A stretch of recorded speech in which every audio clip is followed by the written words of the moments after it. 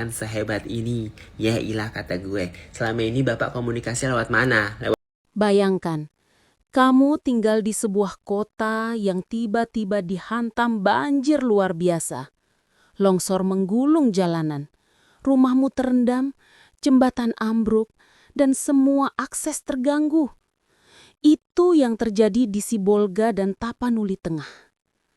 Paket bantuan tak kunjung datang. Jalan utama tertimbun longsor, akses logistik lumpuh. Toko-toko retail, seharusnya tempat belanja harian itu jadi satu-satunya harapan bagi korban. Tapi harapan itu malah berubah jadi momen kacau. Sebuah gerai Indomaret yang biasanya ramai, diobok-obok.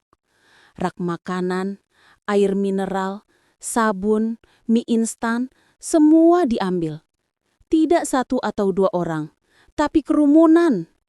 Video amatir tersebar. Pintu gerai dibuka paksa, orang-orang masuk berebut barang. Nada sedih tapi juga heran. Masyarakat yang dulu saling tolong-menolong kini terlihat seperti sedang berebut sisa harapan. Karena kelaparan, karena haus, karena tak ada pilihan lain.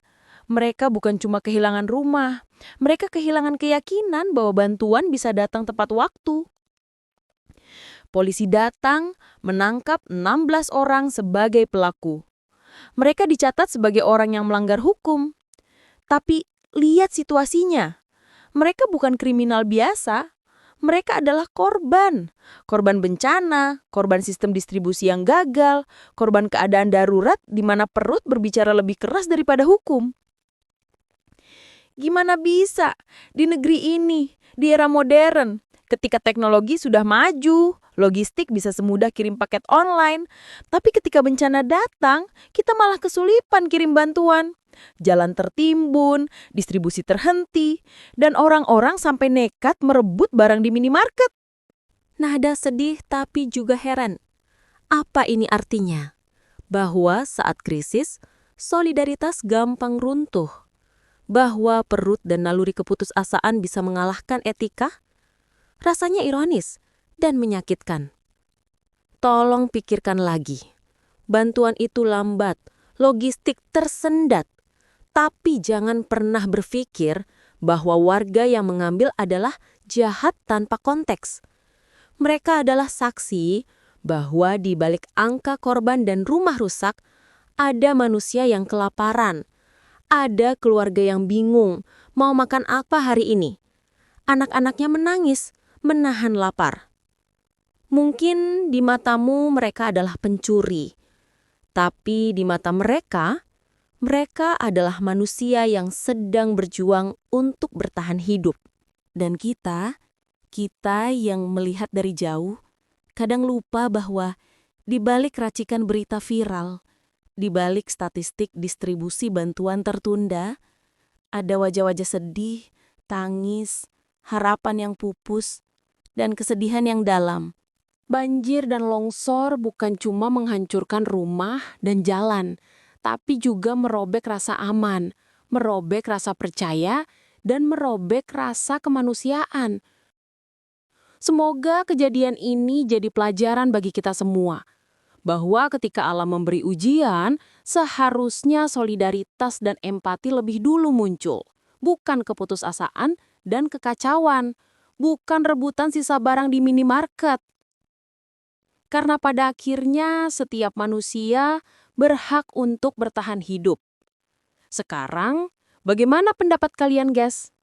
Bencana terjadi di kota Sibolga. Aku di sini posisinya nggak mau menyalahkan korban banjir karena menurut aku itu insting mereka karena nggak makan berhari-hari kelaparan. Siapa kemarin itu yang bilang, oh udah ada bantuan dari pemerintah. Ya memang udah ada bantuan tapi belum cukup. Secara logika aja lah kita, kalau memang bantuan itu udah cukup, ngapain mereka itu sampai menjarah? Dan yang dijarah mereka itu makanan. Dari sini menunjukkan bahwa bantuan pangan mereka itu belum cukup. Jangankan di Sibolga, Tapanuli, Padang, Aceh, di Medan ini yang cuman banjir aja, kami aja nggak bisa beli bahan makanan loh karena pajak itu tutup. Terus kau bilang, oh beli aja di supermarket, udah habis, orang-orang udah panik buying. Terus kalau ada yang bilang, oh sabarlah, namanya proses, akses darat aja nggak bisa karena jalan itu terputus.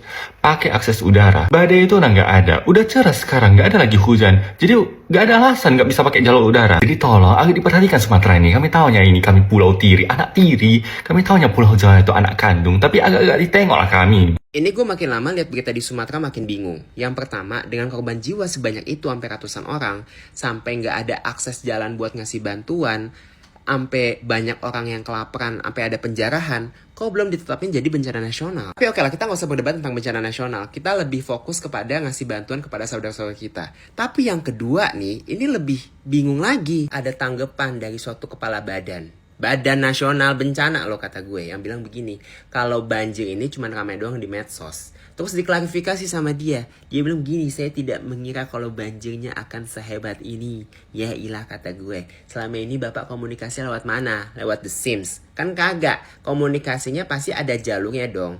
Maksud gue kayak, tolong kalau misalkan emang gak bisa ngasih tanggapan yang berempati, mending diem. Itulah fungsinya mengikuti kata Nabi. Paham gak? Gue lebih bingung kenapa tiba-tiba bisa keluar kata tidak berempati seperti itu. Di saat banyak orang yang kelaparan, yang gak dapat akses makan air bersih. Di saat ada ibu-ibu yang nyebrangin sungai pakai kabel listrik. Di saat ada keluarga yang hampir hanyut ke bawah arus. Kok bisa ngomong seperti itu? Tapi yang bikin gue lebih bingung lagi, itu, kata kuncinya adalah wawancara Harrison Ford deh. Lo harus ngelihat betapa banyak kerusakan di Sumatera itu terjadi pada saat apa, kemudian pertanggungjawabannya gimana, terus jawabannya bagaimana. Kata gue, lu nonton. Itu bahkan sempat jadi bahan diskusi gue pas gue SMA. Itu udah 8 tahun yang lalu loh. Wawancaranya tuh lebih lama daripada itu. Berarti kerusakannya lebih lama daripada itu. Habis kena banjir di Sumatera, warga ngejarah minimarket. Kejadian ini nggak bisa dibenarkan, tapi ya mau gimana lagi? Siapa yang harus disalahin kalau kayak gini? Mereka nunggu bantuan selama 5 hari nggak datang-datang. Tak karena apa bisa sampai 5 hari loh? Apa karena nggak ditetapkan sebagai bencana nasional? Tapi masalahnya kalau dijarah itu kebutuhan pokok, masih oke lah ya. Ada yang bawa komputer kasir, rokok, dan barang-barang yang nggak perlu gitu. Bahkan ada yang sampai ngerusak properti. Yang bikin sedih, ada pemilik minimarket nulis pesan kayak gini. Nggak apa-apa ya, silahkan aja diambil. Tapi tolong barang-barangnya jangan dirusak. Kasian yang benar-benar mau ambil bahan pokok. Tapi ada aja oknum yang memanfaatkan situasi untuk ngejarah yang bukan keperluan. Contohnya kemarin bapak ini ngambil 3 mie instan sampai bikin video minta maaf kepada pemilik minimarket. Beliau ngelakuin hal itu karena anak-anaknya butuh makan dan hanya ambil 3. Beliau janji kalau situasi membaik akan membayar mie instan itu. Ini pemerintah harusnya malu ya. Kalau menurut kalian gimana? Saking laparnya dan terlambatnya bantuan korban banjir di Sibolga sampai menjarah minimarket. Jujur gue malu. Di satu sisi tetap gue nggak membenarkan ya. Tapi inilah insting bertahan hidup. Ya apalagi orang tua yang gak akan tega melihat anaknya gak makan, kelaparan, kedinginan, akhirnya melakukan penjarahan. Ya apapun akan dilakukan untuk bertahan hidup. Gak peduli harga diri dan rasa malu lagi. Ya meskipun gak semua orang juga yang melakukan hal yang sama. Tapi mari kita berempati. Kalian bayangin aja, akses terputus, semua habis terbawa arus. Harusnya memang cepat tanggap sih bantuan melalui jalur udara. Tapi kenapa selalu lamban? Apa gunanya helikopter berjajar sebanyak itu? Mentang-mentang kami bukan Pulau Jawa. Selalu dianaktirikan, dan bantuan pun gak menyentuh keseluruhan. Please jangan normalisasi perbuatan demikian. Selapar apapun, tolong jangan. Meskipun sangat urgent, jangan dilakukan. Jangan buat orang yang awalnya berempati, awalnya peduli, jadi kehilangan respect. Tetap berpegang teguh dengan nilai agama. Jangan sampai kita samakan diri kita dengan pejabat yang rakus karena mereka mencuri karena serakah, bukan karena lapar. Dan daya rusaknya luar biasa besar, tapi nggak tersentuh hukum. Sementara rakyat mencuri karena lapar, hukumannya bukan main.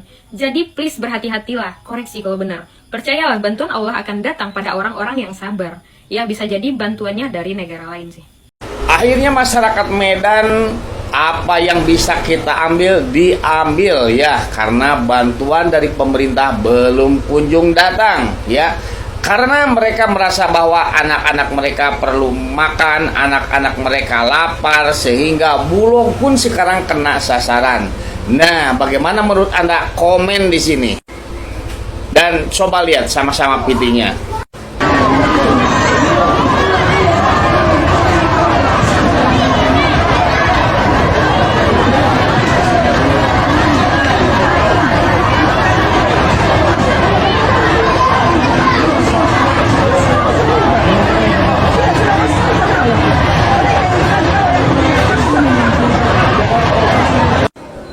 Bagaimana menurut teman-teman semua ya? Apakah ini memang benar-benar bantuan belum datang ataukah memang politik? Komen di sini.